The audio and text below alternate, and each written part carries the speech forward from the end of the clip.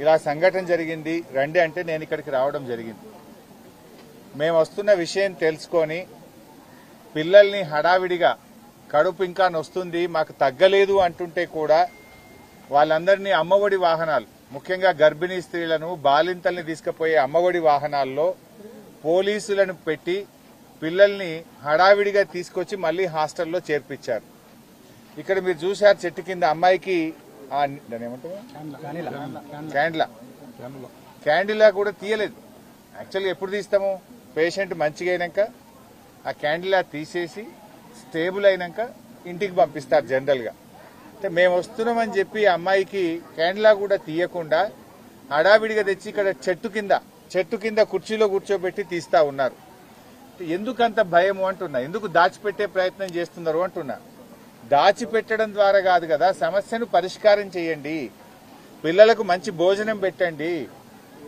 ప్రతిపక్ష నాయకులు వస్తున్నారనో ప్రతిపక్ష శాసనసభ్యులు వస్తున్నారనో పిల్లల్ని హాస్టల్లో పంపించడం కాదు కదా చేయాల్సింది. ఇలా ఈ రాష్ట్రంలో ఎక్కడ చూసినా ఇవే సంఘటనలు జరుగుతూ ఉన్నాయి. ఇదే నాగర్ కర్నూలు జిల్లాలో నిన్నగాక మొన్న పెద్ద కొత్తపల్లి హాస్టల్లో మరి విషపూరితమైన ఆహారం తిని పిల్లలు ఆసుపత్రి పాలయ్యారు. జగిత్యాలలో 2 రోజుల క్రితం ఆసుపత్రి పాలయ్యారు. భద్రాద్రి కొత్తగూడెం జిల్లాలో ఆసుపత్రి పాలయ్యారు. హుజూరాబాద్ లో బీసీ గురుకుల పాఠశాల పిల్లల్ని ఎలుకలు కొరికిన పిల్లలు ఆసుపత్రుల పాలయ్యారు. అంటే ఏంది, అన్నం పెట్టలేరు, ఎలుకలు కొరికేటట్టు పరిస్థితుల్లో పిల్లల్ని మీరు ఉంచదలుచుకున్నారా? రోజు అంటే ఏ రోజు పేపర్ చూసినా టీవీ చూసినా ఏదో ఒక చోట రాష్ట్రంలో కలుషిత ఆహారం తిని ఆసుపత్రి పాలైన పిల్లలు, ఎలుకలు కొరికి ఆసుపత్రుల పాలైన పిల్లలు, చనిపోయిన పిల్లలు అని చెప్పి మనం చూస్తా ఉన్నాం. 20 నెలల రేవంత్ రెడ్డి ప్రభుత్వ హయాంలో 100 మంది గురుకుల పిల్లలు చనిపోయారు. ఏం రేవంత్ రెడ్డి, నీ గుండె అంత రాతి గుండెనైంది? ఇంకెంతమంది చచ్చిపోతే నీ గుండె కరుగుతుంది అని నేను అడుగుతా ఉన్నా. 100 మంది పిల్లలు చనిపోయినా నీ గుండె గరగదా? ఈ పిల్లల గురించి నువ్వు పట్టించుకోవా? భావి భారత పౌరులైన ఈ పిల్లల భవిష్యత్తు మీద నీ ప్రభుత్వానికి ఉన్న చిత్తశుద్ది ఇదేనా? 3 లక్షల కోట్ల బడ్జెట్ ఉన్న ఈ రాష్ట్రంలో ఈ ఎస్సీ ఎస్టీ బీసీ పిల్లలకు కడుపు నిండా అన్నం పెట్టడం నీకు చేత కాదా? గత సంవత్సరం కూడా ఇట్లే జరిగింది. బీఆర్ఎస్ పార్టీ గురుకుల బాట బట్టి ప్రభుత్వం మీద ఒత్తిడి పెంచింది. అసెంబ్లీలో మేము మాట్లాడాం. రేవంత్ రెడ్డి గారు అప్పుడు ఏం మాట్లాడిండంటే, ఇక ముందు గురుకుల పాఠశాలల్లో ఎక్కడైనా కలుషిత ఆహారం పెడితే పిల్లలు ఆసుపత్రి పాలైతే సంబంధిత అధికారులు జైలుకే అని చెప్పి బాలల దినోత్సవం నాడు ప్రగల్భాలైతే బలికిండు రేవంత్ రెడ్డి. ఇక ముందు నాదే బాధ్యత, నేనే ఈ గురుకులాలను స్వయంగా సమీక్షిస్తా, నేనే చూసుకుంటా అని చెప్పి చెప్పిండు. మరి నువ్వు చూసుకుంటే ఏమైంది నాయన? ఇవాళనేమో నాగర్ కర్నూలులో బీసీ గురుకులంలో అయింది, నిన్న పెద్ద కొత్తపల్లిలో అయింది, మొన్న జగిత్యాల్లో అయింది, మొన్న హుజూరాబాద్ లో ఎలుకలు కొరికినాయి, భద్రాద్రి కొత్తగూడెంలో పిల్లలు దవాఖాన్ల పాలైపోయినారు.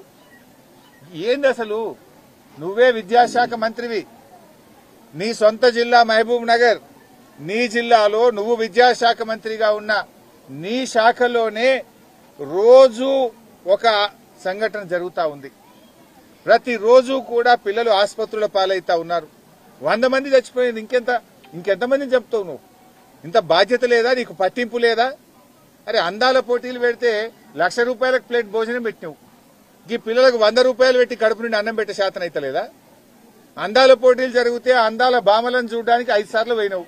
మరి ఈ పిల్లలు దవాఖాన్లలో పడుతుంటే ఈ పిల్లల్ని చూడడానికి నీకు టైం దొరకదా? అందాల భామల దగ్గరికి ఉరుకురికి పోయినావు, 5 సార్లు పోయినావు. ఈ బీసీ ఎస్సీ ఎస్టీ పిల్లలు దవాఖాన్లలో పడుతుంటే ఈ పిల్లల్ని చూడాలి, ఈ పిల్లల్ని పరామర్శించాలి, ఈ పిల్లలకు ధైర్యం చెప్పాలి, ఈ పిల్లలకు కడుపు నిండా భోజనం పెట్టాలి, సంబంధిత బాధ్యుల మీద చర్య తీసుకోవాలని సోయి లేదా నీకు అని నేను అడుగుతా ఉన్నా. ఏంది అసలు నువ్వు చేస్తున్నది?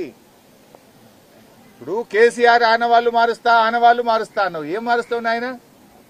ఆనవాళ్లు మార్చుడంటే గురుకులాల నుంచి టీసీలు తీసుకొని బయటకు పోవుడా? ఆనవాళ్లు మార్చుడంటే గురుకుల పిల్లల్ని పొట్టన పెట్టుకోవడమా?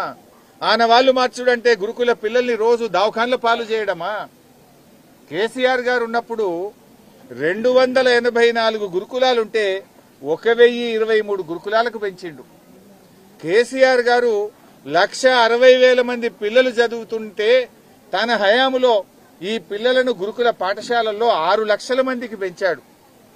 గురుకుల పిల్లల్ని డాక్టర్లుగా, ఇంజనీర్లుగా తయారు చేశాడు కేసీఆర్ గారు. గురుకులాల ఖ్యాతిని ఎవరెస్ట్ శిఖరములంత ఎత్తున నిలబెట్టిండు కేసీఆర్. రేవంత్ రెడ్డి వచ్చిన తర్వాత ఈ గురుకులాలను అధోగతి పాలు చేసినాడు. ఆగం చేసి పడేసిండు గురుకులాలను. ఈయనేదో ఇంటిగ్రేటెడ్ స్కూళ్లు పెడతా, ఏమో స్కూళ్లు పెడతా అన్నాడు. ఇవాళ ఒక ఇటుక పెట్టింది లేదు, ఒక టెండర్ పిలిచింది లేదు, 2 ఏళ్లైనా ఒక స్కూల్ కట్టింది లేదు. కానీ ఉన్న గురుకులాలను ఆగం పట్టిస్తుండు. ఉన్న గురుకుల పిల్లల్ని ఇవాళ అన్నం పెట్టకుండా ఏడిపిస్తున్నటువంటి పరిస్థితి ఉన్నది. ఇప్పుడే ఒక అమ్మాయి, ఏం పేరు, ఒక తల్లి కలిసింది, రూప, బండాయిగుట్ట గ్రామము, కొల్లాపూర్ అని చెప్పింది. వాళ్ళ బిడ్డ ఇంటర్మీడియట్ 2nd ఇయర్ అవుతుందట. ఆ బిడ్డను తోలుకపోతానని వచ్చింది. నిన్న నా బిడ్డ ఈ హాస్టల్లో కలుషిత ఆహారం తిని వామిటింగ్స్ అయినాయి, కడుపు నొప్పి లేసింది, మోషన్స్ అవుతున్నాయని బిడ్డ ఫోన్ చేస్తే ఆ అమ్మాయిని తీసుకుపోదామని వచ్చాను. పొద్దున టిఫిన్ పెట్టారు. ఇవాళ మెనూ ప్రకారం పెట్టాల్సిన టిఫిన్ ఏంది? ఇలా పూరి చపాతీ పెట్టాలి. పెట్టింది ఏంది? అన్నం సాంబార్ పెట్టిందట. ఆ సాంబార్లో కూడా పురుగులు వస్తే నా బిడ్డ తినలేదట సార్. ఇవాళ పొద్దున కూడా సాంబార్లో పురుగు వచ్చిందని చెప్పి ఆ రూప అనే తల్లి చెప్తా ఉంది ఈరోజు. అంటే నిన్న మధ్యాహ్నం సంఘటన జరిగింది. కనీసం తెల్లారన్న మంచిగా పెట్టారా? మెనూ కూడా ఫాలో గారా? ఇవాళ మెనూలో పెట్టాల్సింది పూరి, పెట్టింది అన్నం సాంబారు. ఆ సాంబార్లో పురుగులు వెళ్ళినాయి, నా బిడ్డ తినకుండా ప్లేట్ కింద పడేసింది సార్. ఇట్లయితే ఎట్లా సార్? హాస్టల్ బాగలేదు, తిండి పెట్టలేరు చక్కగా, చదువులు బాగున్నాయి అన్నది. ఏమాట కామాట ఉన్న నిజం చెప్పాలి. చదువు బాగానే ఉంది కానీ తిండి చక్కగా లేదు, నీళ్లు రావడం లేదు, బాత్రూంలకు పోతే కక్కస్తున్నది, వామిటింగ్స్ వస్తుంది. ఎప్పుడైనా పోయి మేము చూడడానికి పోతే అసలు నిర్వహణ ఏమాత్రం బాగలేదు అని చెప్పి తల్లులు ఒకవైపు బాధపడుతున్నటువంటి పరిస్థితి ఉన్నది. మేము రేవంత్ రెడ్డిని ఒకటే డిమాండ్ చేస్తున్నాం, మాటలు కాదు చేతలు కావాలి. నువ్వు అంత మాటలే ఎక్కువనే నీ. నువ్వేమన్నావు, ఈ తాప ఎక్కడన్నా ఏదైనా హాస్టల్లా కలుషిత ఆహారం పెడితే సీదా జైలుకే పంపుతాను. ఏం చర్యలు తీసుకున్నావు ఆయన? రోజు అసలు కలుషిత ఆహారం తిని ఆసుపత్రుల పాలు కాని రోజు ఒకటి ఉన్నదా? ఏ జిల్లానన్నా ఉన్నదా?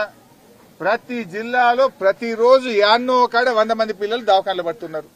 అరే ఈ అన్నం పెట్టే చేత కాదా? అంటే అధికారులు నీ మాట వింటలేరా? లేదా నీకే పిల్లలంటే పట్టి లేదా? ఏంది? నువ్వేమన్నావు? కలెక్టర్లు పోతారు, హాస్టళ్లలో పండుకుంటారు, కలెక్టర్లు దగ్గర. హెడ్ క్వార్టర్స్ ఇది, నాగర్ కర్నూలు హెడ్ క్వార్టర్ లో పక్కనే కలెక్టర్, ఈ పక్కనే మెడికల్ కాలేజ్. ఇక్కడ 111 మంది పిల్లలు ఆసుపత్రి పాలైనరు. ఇది పూర్తిగా నిర్లక్ష్యం. కేసీఆర్ ఆనవాళ్లు మారుస్తా అనే పేరు మీద కేసీఆర్ పెట్టిన గురుకులాలను ఆగం పట్టించే కార్యక్రమం చేస్తున్నాం. గురుకులాలను ఆగం పట్టడం అంటే 6 లక్షల మంది పిల్లల భవిష్యత్తును ఆగం పట్టడం. ఈ పిల్లల జీవితాలతో నువ్వు చెలగాటమాడుతున్నావు. ఈ పిల్లలు